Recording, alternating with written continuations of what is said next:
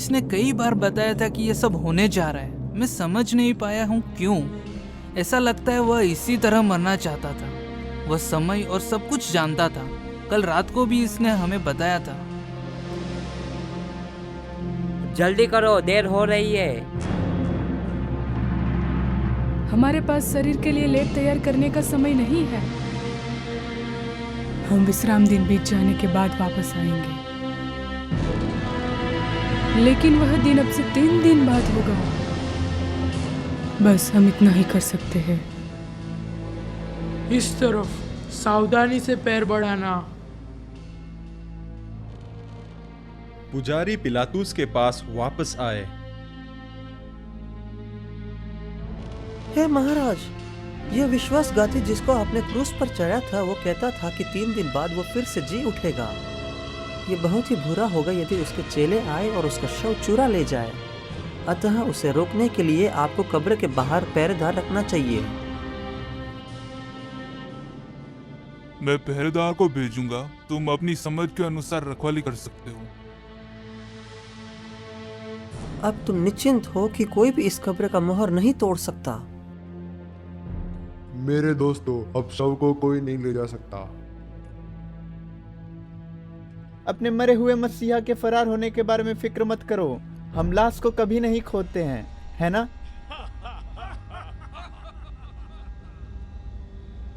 यीशु को दफनाने के 3 दिन बाद यह पहली बार हुआ है कि हमने एक मरे हुए आदमी के लिए पहरेदारी की है। शीघ्र ही उजाला हो जाएगा और हम मुक्त हो जाएंगे। शीघ्र ही उजाला होगा, जल्दी करो, अब 3 दिन हो गए हैं। मैं चाहती थी कि काश हम इसे जल्दी कर सकते हैं। फिर से भूकंप आया है।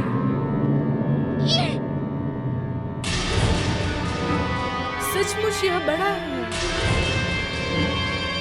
सुनो, मनुष्य का चिल्लाना, अवश्य कोई घायल हुआ है। क्या?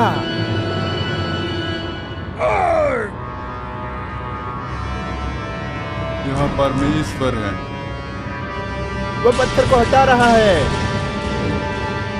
वो हमें मार देगा। परमेश्वर दया करे। मुझे छोड़कर मत जाओ, परमेश्वर दया करो। ऐसा नहीं हो सकता। अपनी जान बचा के भागो। वह पत्थर बहुत ही बड़ा है। हम किस इंसान को कैसे ढूंढे जो हमें वो हिलाने में मदद करे? मैं वह नहीं जानती, लेकिन 3 दिन और 3 रात हो चुके हैं। बिना लेप के शव में से अब बदबू आएगी। वे नहीं जानते थे कि सैनिक कब्र पर पहरा दे रहे थे। कुछ क्षण बाद किसी ने पहले से ही पत्थर हटा दिया है। उसका शव चला गया, कब्र खाली है। ओह, तुम कौन हो? यीशु का शव कहाँ है? वहाँ कब्र के वस्त्र है। चकित मत हो, मैं जानता हूँ तुम यीशु को ढूंढ रहे हो जो क्रूस पर चढ़ा गया था। वो यहाँ नहीं है, वो जी उठा है। जैसे उसने कहा वैसा ही हुआ। आओ देखो, ये वही जगह है जहाँ वो रखा गया था।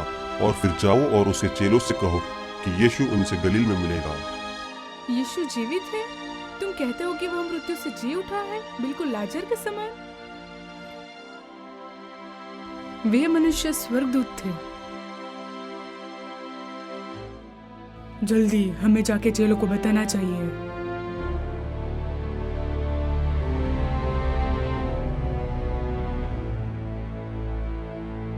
हे नारी, तुम क्यों रो रही हो?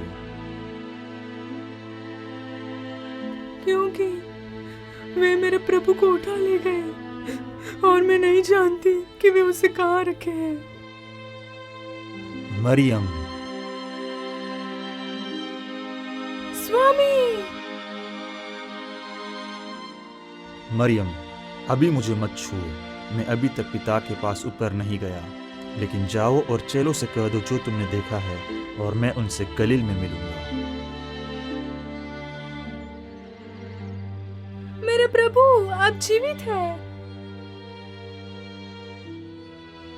यीशु जीवित है। हम अभी अभी कब्र के पास से आए हैं। यीशु वहां नहीं है, लेकिन वहां बहुत से स्वर्गदूत थे। हमें याद है कि यीशु ने कहा था वह तीसरे दिन जी उठेगा। स्वर्गदूत ने कहा कि यीशु तुमसे गलील में मिलेगा। पतरस, तुम कहाँ जा रहे हो? कब्र के पास। यूहन्ना ने पीछा किया और उसने पतरस को पीछे छोड़ दिया। यूहन्ना, रुको, मैं तुम्हारे सामने तेज नहीं दौड़ सकता। यह खाली है। इसका क्या मतलब है? यूहन्ना, कब्र के कपड़े ऐसे मोड़ कर रखे हैं जैसे कि वो अभी उठकर चला गया हो।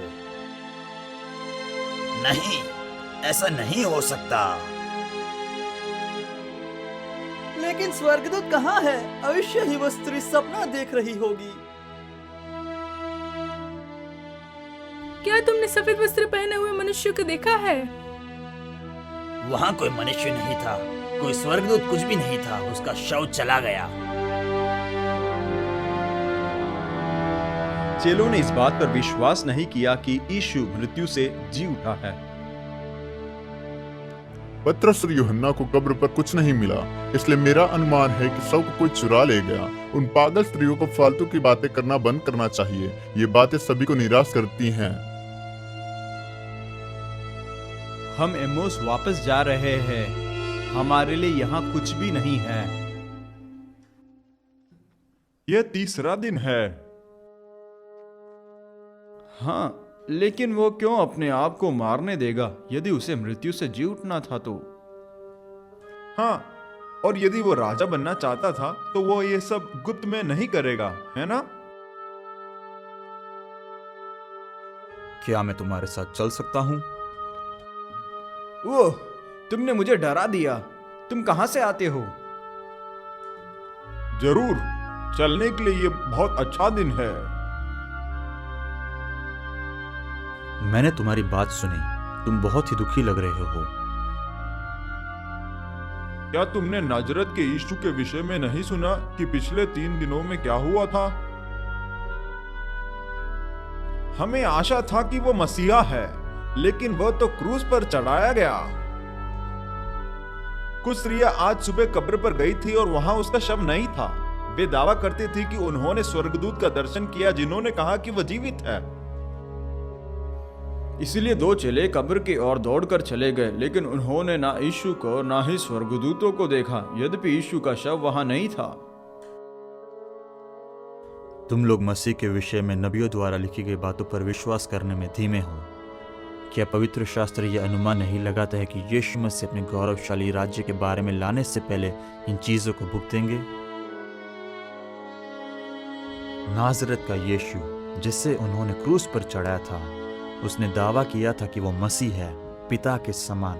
क्या उसने नहीं किया? यशायाह ने कहा कि मसीहा को शक्तिशाली परमेश्वर, अनंत काल का पिता कहा जाएगा। क्या यीशु ने यह नहीं कहा कि यदि तुमने उसे देखा है तो तुमने पिता को देखा है? पवित्र शास्त्र द्वारा उसका दावा अच्छी तरह से साबित हुआ है। यशायाह ने यह भी कहा था कि यीशु मसीह तब आएगा जब इस्राएल में या यहूदा में कोई राजा ना होगा, और यही वो समय है। वो लगातार कहता रहा कि मसीहा एक कुंवारी के गर्भ से जन्मेगा। भविष्यवक्ता मीका के अनुसार वो यहूदा की बेतलहम में पैदा होगा, जो यीशु था। बहुत सी भविष्यवाणी हमें बताती है कि वो दाऊद के परिवार का वंश होगा। यूसुफ और मरियम दोनों ही दाऊद के वंश है। यशायाह ने भविष्यवाणी की कि वो इज़राइल द्वारा अस्वीकार कर दिया जाएगा। भविष्यवक्ता ने उसके दुख को पहले ही देख लिया था। एक दोस्त उसको चांदी के 30 सिक्कों के लिए धोखा देगा। वह अपने आरोपों से पहले ही अपना बचाव नहीं करेगा। वो घायल किया जाएगा, उसकी दाढ़ी खींचकर तोड़ दिया जाएगी। वे उसके नंगेपन को घूरेंगे और उसके चेहरे पर थूकेंगे। वह अपनी पीठ मारने वालों को देगा जब तक उसका प्रभुत्व दूसरे आदमी से अधिक होगा। भविष्यवक्ता जकरिया हमें बताता है कि उद्धारकर्ता को छेद दिया जाएगा और उसके दोस्त उसे मारेंगे और उसके हाथों में घाव पैदा करेंगे कि वह एक मेमने के रूप में होगा जो वध का नेतृत्व करेगा, और ये सब उसकी मृत्यु के परिणाम में होगा और वह उसे एक अमीर आदमी के कब्र में दफनाया जाएगा। भविष्यवक्ता ने कहा था कि यीशु मसीह अंधों की आंखें खोलेगा और बंदियों को बंदीगृह से निकालेगा। वह इज़राइल का चरवाहा होगा और मुक्तिदाता के समान सियोन से आएगा। लेकिन यह उतना दुखंत नहीं था कि जिसे वह नियंत्रण नहीं कर सकता था। क्या यीशु ने नहीं कहा था कि कोई भी उसका प्राण उससे नहीं छीन सकता, बल्कि उसका अपना इच्छा निर्धारित होगा?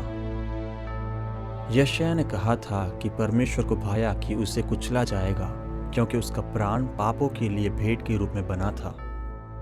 क्योंकि वो दूसरे के पापों के लिए घायल किया गया था, इस तरह वह बहुत से पापों को सहन करता था और बहुत से उसकी मृत्यु का प्रमाण प्रस्तुत करेंगे। यद्यपि मृत्यु अंत नहीं था, यशायाह ने पहले से देखा था कि मृत्यु के बाद उसका जीवन चलता रहेगा। वो बहुत ही महिमा मंडित और सराहनीय होगा। वो अंत तक जगत के पापों को क्षमा करता रहेगा। वो असफल नहीं होगा। मसीहा बाइबल का नया नियम होगा। वो न्याय करता होगा और नवीकृत इज़राइल का शासन एक नए नगर और एक नई पृथ्वी पर करेगा। एक दिन वह ऐसा समय आएगा जब सभी लोग घुटने टेक कर उसे दंडवत करेंगे और प्रत्येक जुबान स्वीकार करेगा कि वह प्रभु है। तो मुझे बताओ, तुम क्यों दुखी हो? क्या स्त्रियों ने तुम्हें नहीं बताया कि स्वर्गदूतों ने कहा कि वह मृत्यु में से जी उठा है? आश्चर्यजनक।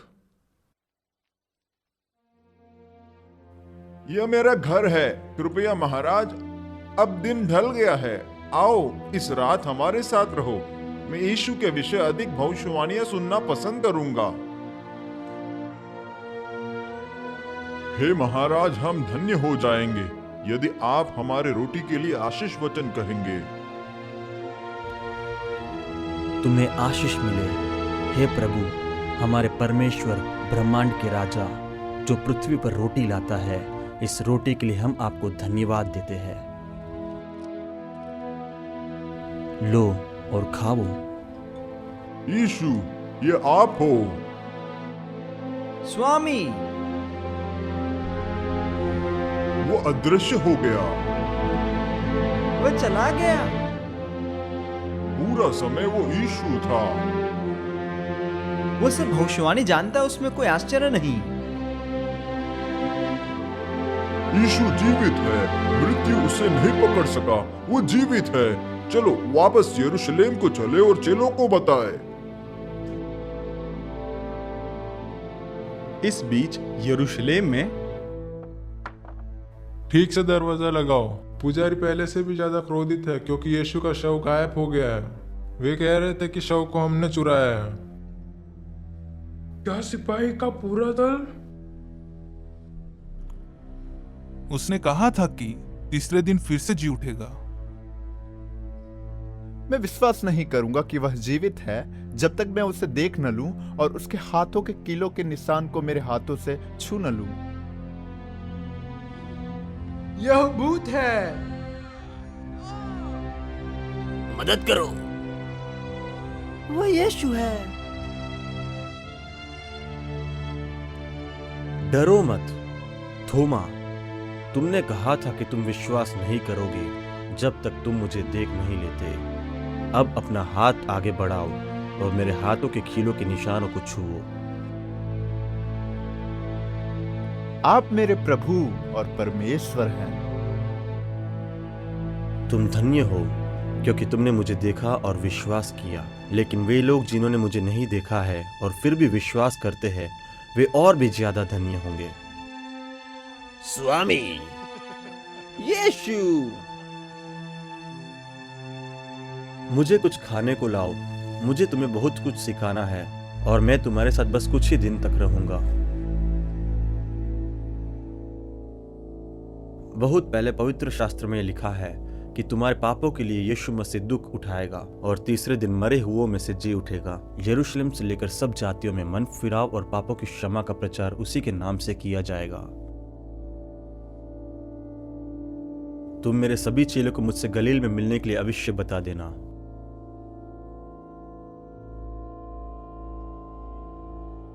स्वर्ग और पृथ्वी का सारा अधिकार मुझे दिया गया है, इसलिए तुम जाओ और सभी जातियों को सिखाओ, उन्हें पिता, पुत्र और पवित्र आत्मा के नाम से बपतिस्मा दो। उन्हें सब बातें जो मैंने तुम्हें आज्ञा दी है मानना सिखाओ, और देखो मैं जगत के अंत तक सदैव तुम्हारे साथ रहूंगा। मेरे पिता के घर में बहुत से स्थान तुम्हारे रहने के लिए तैयार है। अब मैं तुम्हारे लिए जगह तैयार करने के लिए जाता हूँ। मैं फिर आकर तुम्हें अपने यहाँ ले जाऊंगा कि जहां मैं रहूं वहां तुम भी रहो। वो ऊपर जा रहा है।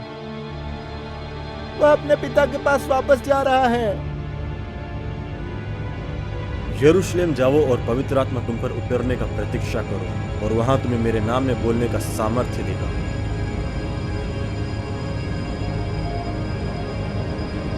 जगत के अंत तक मैं सदा तुम्हारे साथ हूं। वह चला गया, वह स्वर्ग वापस चला गया। अभी भी तुम आकाश की ओर क्यों देख रहे हो? क्या? वो कौन है? ये दोनों वही स्वर्गदूत है जिसे मैंने कब्र के पास देखा था। किसी दिन यीशु बादलों में से वापस आएगा, जैसे तुमने उसे जाते हुए देखा है। वह स्वर्ग में अपने पिता के पास वापस गया।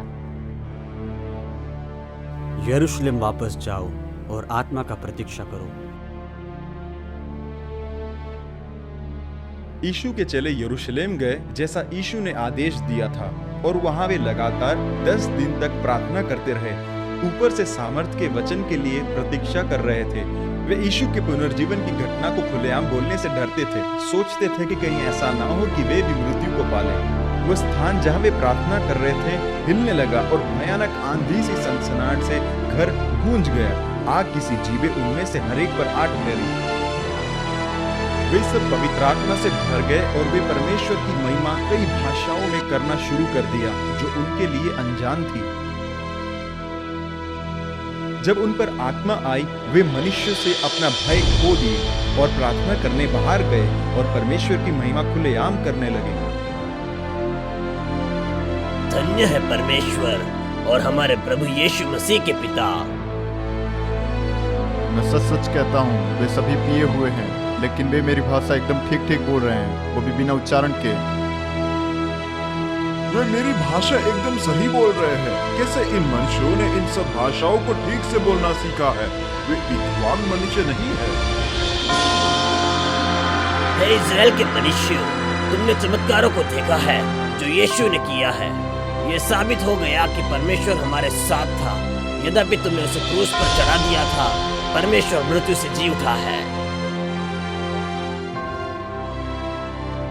1000 साल पहले दाऊद उसके बारे में कहता है, तू मेरे प्राणों को अधोलोक में न छोड़ेगा और न तू अपने पवित्र जन को सड़ने देगा। अतः इज़राइल का सारा घराना निश्चित रूप से जान ले, परमेश्वर ने उस यीशु को जिसे तुमने क्रूस पर चढ़ाया प्रभु भी ठहराया और मसीहा भी। हम क्या करें, क्योंकि हमने मसीह को क्रूस पर चढ़ाते देखा है। यीशु के नाम से अपना मन फिराओ और फिर उसके नाम से बपतिस्मा लेकर उसकी आज्ञा मानो। वह तुम्हारे पापों को क्षमा करेगा और तुम पवित्र आत्मा का दान पाओगे।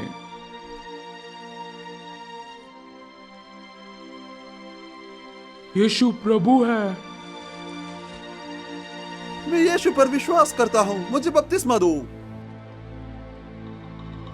अतः उन्होंने उसका वचन ग्रहण किया और उससे बपतिस्मा लिया, और उसी दिन 3000 मनुष्यों के लगभग उनमें मिल गए।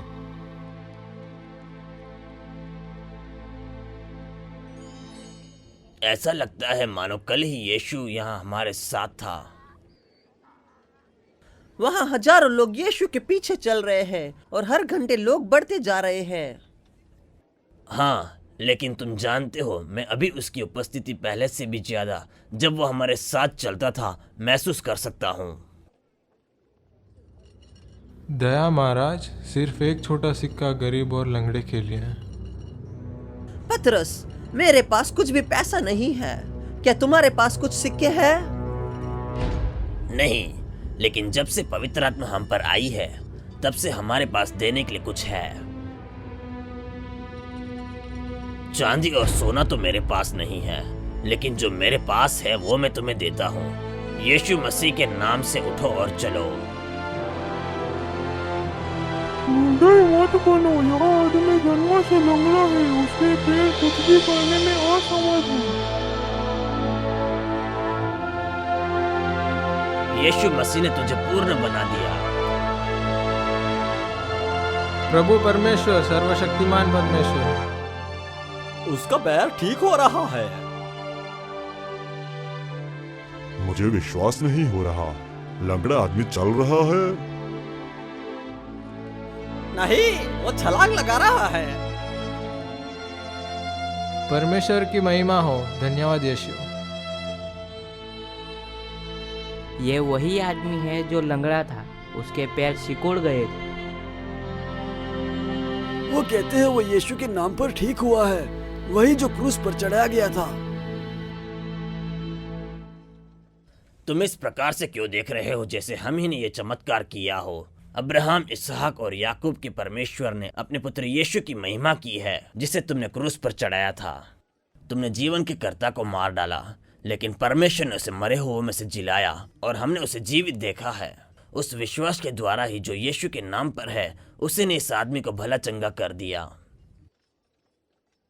मैं जानता हूं कि तुमने अज्ञानता में यीशु को क्रूस पर चढ़ाया था, लेकिन भविष्यवक्ताओं ने हमें चेताया था कि यह सब कुछ घटित होगा। तुम सब मुझे जानते हो, सिर्फ परमेश्वर ही मेरा पैर मुझे वापस दे सकता है। विश्वास करो और यीशु के साथ चलो। अपना मन यीशु की ओर फिराओ और उसका चेला बनो, ताकि तुम्हारे पापों को खत्म किया जा सके। मंदिर के वही सरदार जिन्होंने यीशु मसीह को क्रूस पर चढ़ाया था, सिपाहियों को भेजकर पतरस और यूहन्ना को गिरफ्तार कराया। हमारे धर्म के विरुद्ध लोगों को उकसाना यह तुम्हारे लिए वैध नहीं है। उन्होंने कुछ गलत नहीं किया।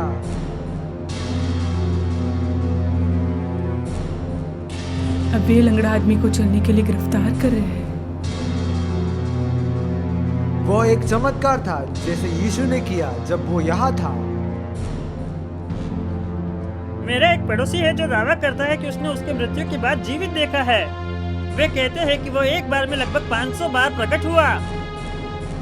मैं उन दूसरे चेलों को ढूंढने जा रहा हूँ और उनसे कुछ बातें सीखूंगा। मैंने सोचा कि हमने उस धर्मद्रोहियों के संप्रदाय का नाश कर दिया जब हमने उनके सरदार को क्रूस पर चढ़ाया था। वह दावा करते हैं कि वह मरा नहीं है। तब हम उसे और उसके साथियों को फिर से मार देंगे। वह कहते हैं कि वह स्वर्ग में अपने पिता के साथ है। ठीक है, शीघ्र ही वे दोनों उसके साथ होंगे।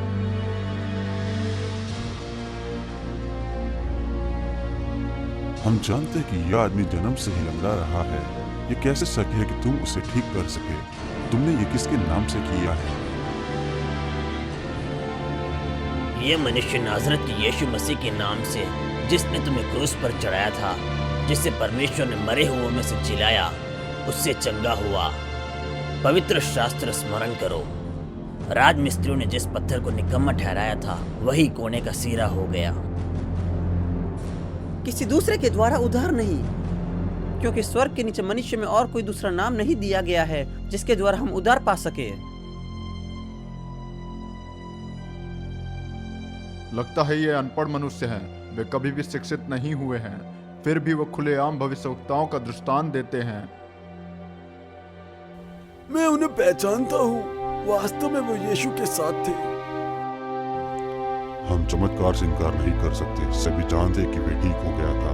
वे जानते हैं कि ये सब यीशु के चेले उसके नाम पर कर रहे हैं। हम यहाँ कठिनाई में पड़ गए हैं। यदि तुम लगातार बोलते रहे और मरे हुए यीशु के बारे में ठीक करते रहे तो तुम्हें भी उसके जैसा भोगना पड़ेगा। क्या तुम मेरी बातें समझते हो? अब मेरी दृष्टि से दूर हो जाओ और मुझे इस फालतू मरे हुओं का पुनरुत्थान के बारे में मत सुनने देना। तुम ही न्याय करो। क्या ये सही है कि हम परमेश्वर की बात से बढ़कर तुम्हारी बात माने? लेकिन हम अवश्य कहते हैं कि जो हमने देखा और सुना है। उन्हें यहाँ से उठाकर बाहर फेंक दो। सुसमाचार पूरे इज़राइल में फैल गया। बहुतों ने यीशु पर विश्वास किया और पानी में बपतिस्मा लिया।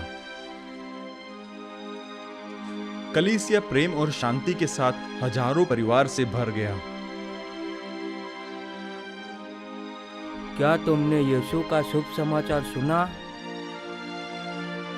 यीशु मृत्यु से जी उठा था। वो जीवित है और वो हमारे साथ अभी भी है। मेरे परिवार को यीशु पर विश्वास करने के बाद से हमारे घर में पहली बार शांति आई है। कलीसिया में स्त्रियों के साथ आदर और प्रतिष्ठा का व्यवहार किया जाता था। मसीहों ने गीत गाया जैसे वे काम करते हो। मसीहों की संख्या हजारों में बढ़ती गई और वे प्रतिदिन अपने सगे संबंधियों को यीशु का प्रवचन घर से घर तक और सड़कों पर जिससे वे मिलते थे लगातार बांटते थे।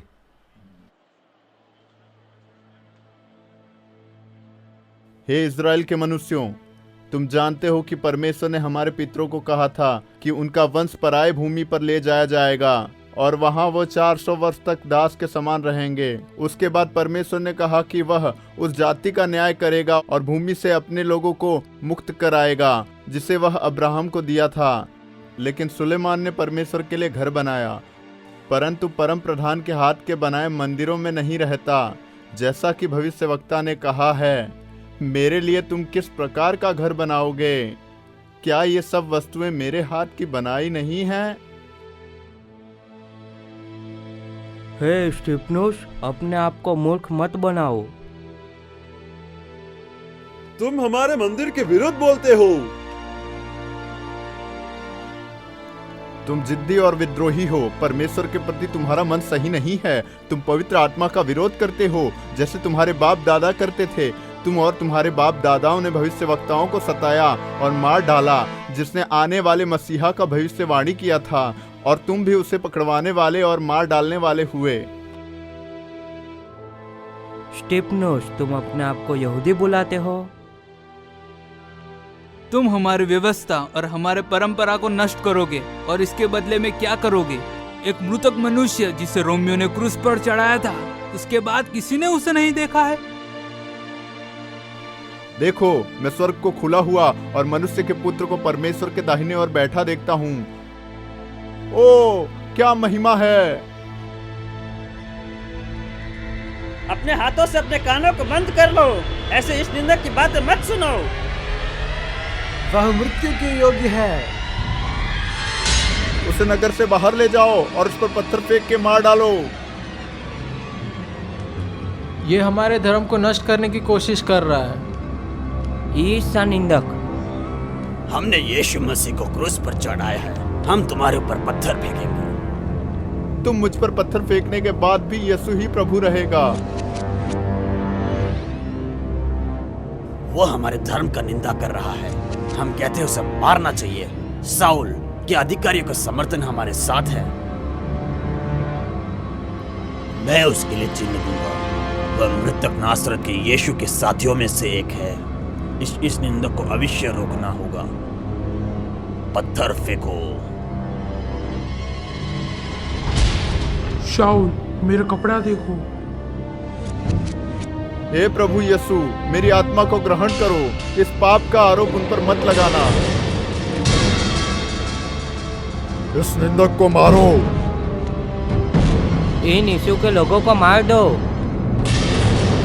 यह तो सिर्फ शुरुआत है। और उस समय यरूशलेम कलीसियाओं के विरुद्ध बड़ा उपद्रव आरंभ हुआ था और प्रेरितों को छोड़ सभी लोग नगर को छोड़कर चले गए। फरीसी शाऊल कलीसिया के विरुद्ध लड़ता था और घर घर घुसकर पुरुषों और स्त्रियों को घसीट कर बंदीगृह में डालता था। क्या वहाँ पे कोई और यीशु का भक्त है? मेरे पिता को चोट मत पहुंचाओ। स्त्री को भी पकड़ो। जब फिलिपुस नाम का एक ईसाई प्रार्थना कर रहा था, एक स्वर्गदूत ने उससे बात की। फिलिप, उठो और दक्षिण की ओर उस मार्ग पर जाओ जो यरूशलेम से गाजा को जाता है। मैं नहीं जानता क्यों वह चाहता है कि मैं वहां जाऊं, लेकिन यदि परमेश्वर कहता है जाओ तो मैं जाऊंगा। यह जगह के जैसा दिखता है। अब मैं क्या करूं प्रभु? हे प्रभु, क्या है जो आप चाहते हैं? प्रभु, क्या इसलिए तू मुझे यहाँ लाया था? क्या वहाँ कोई है जिसे आपने अपने लिए पसंद किया है? जाओ और इस रथ के साथ हो लो।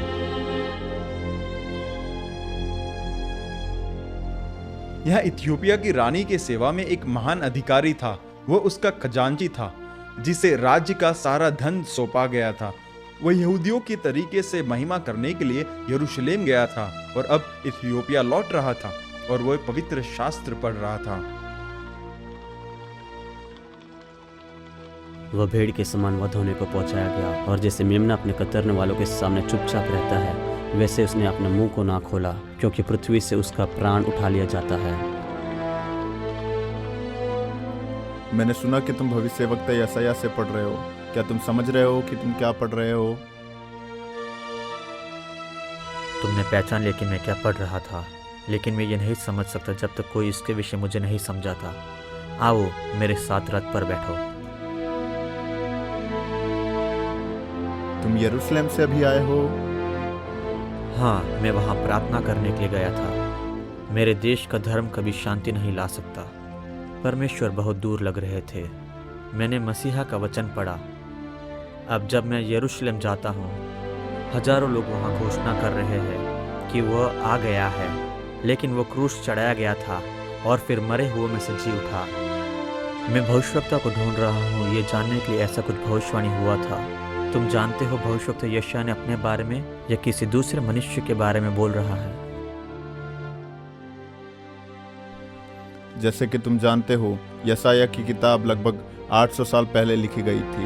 यह पूरा 53वां अध्याय मसीहा के बारे में भविष्यवाणियों में से एक है। यह कहता है कि वह तिरस्कृत और अस्वीकृत होगा। तुम अभी अभी यरूशलेम से आए हो तो तुम जानते होंगे कि यीशु ने महान चमत्कार किया है, परंतु हमारे सरदारों ने उसे त्याग दिया। यशायाह ने भविष्यवाणी किया था कि यीशु हमारे पापों का भुगतान करने के लिए घायल किया जाएगा, और 5वां पद कहता है कि हमारे अधर्म के कामों के कारण यीशु कुचला जाएगा। विशेष रूप से मुझे 6वां पद पसंद है। हम तो सब के सब भेड़ों के समान भटक गए थे, हम में से हर एक ने अपना अपना मार्ग लिया, और यहोवा ने हम सबों के अधर्म का बोझ उसी पर लाद दिया। जो हमें यह बताता है कि प्रत्येक मानव जाति परमेश्वर की इच्छा को त्याग दिया और अपने पाप के मार्ग पर चला गया, परंतु उस परमेश्वर ने हमारे पापों का बोझ यीशु पर लाद दिया। इसलिए वह जब मरा तब हमारे अनाज्ञता का चुकता कर रहा था। 7वां पद बताता है कि जब यीशु अपने न्यायियों के सामने खड़ा था तो वह अपने बचाव में कुछ नहीं बोला। 8वां पद कहता है कि उसे बंदीगृह से उठा लिया गया और अपने ही लोगों के अपराधों की गलतियों के लिए मारा जाएगा। 9वां पद कहता है कि यीशु घनी और दुष्टों के साथ दफनाया जाएगा। और 9वां पद हमें बताता है कि यीशु ने दूसरे मनुष्यों के समान कोई पाप नहीं किया, तो भी परमेश्वर की इच्छा थी कि वह कुचला जाए और दुख भोगे, क्योंकि यीशु पाप के भुगतान के लिए अपना प्राण दोष बलि कर रहा था। 10वां पद उसके पुनर्जीवन के बारे में और बाद में उसके धर्म सेवा के बारे में बताता है। और बहुत सी भविष्यवाणी हमें बताती है कि उसके पुनर्जीवन के बाद यीशु सिंहासन पर बैठेगा और हमें मरने के बाद हम सब उसके सामने खड़े होंगे और अपने जीवन का लेखा जोखा हम उसे देंगे।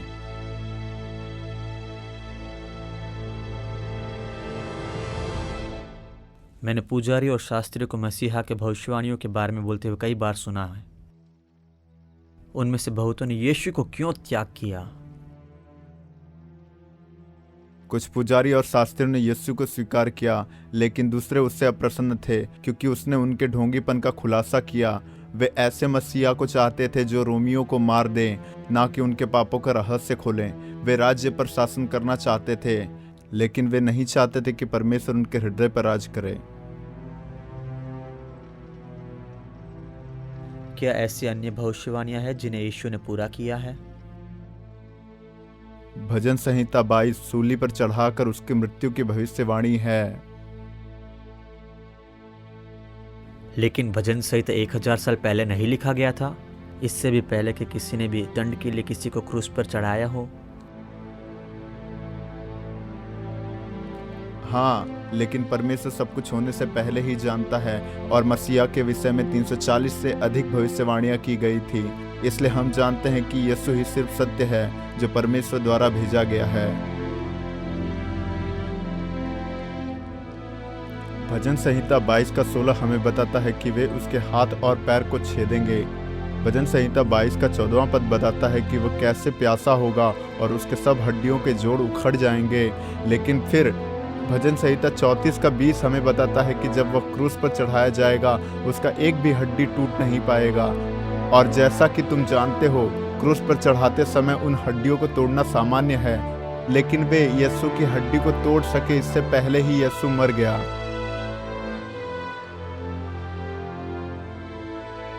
भजन संहिता 22 के 17वें पद में बताया गया है कि वे उसके नंगेपन को निहारेंगे और 18वां पद बताता है कि कैसे वे उसके एक वस्त्र के कई टुकड़े करते हैं और अपने बीच छोटे छोटे टुकड़े को बांट लेते हैं।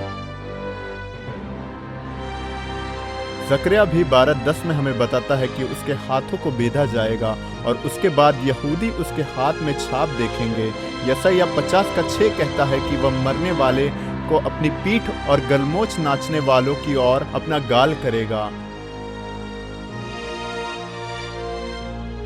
भजन संहिता 16 का 10 हमें बताता है कि यद्यपि वह दफनाया जाएगा, उसका शव ज्यादा समय के लिए कब्र में सड़ने के लिए नहीं रहेगा।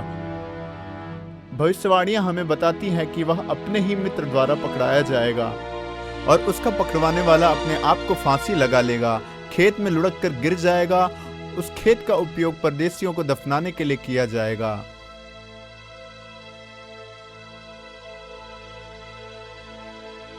ये सब बातें और भी बहुत कुछ पूरा हो गया है।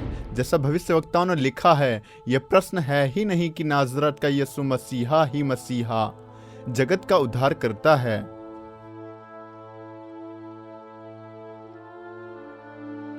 मुझे विश्वास है कि यीशु मसीहा है। वो परमेश्वर का मेमना हमारे पापों को उठा ले जाता है। हमें कुछ और बलिदान करने की आवश्यकता नहीं है। यीशु ही परमेश्वर का द्वार है। मैं यीशु का चेला बनूंगा।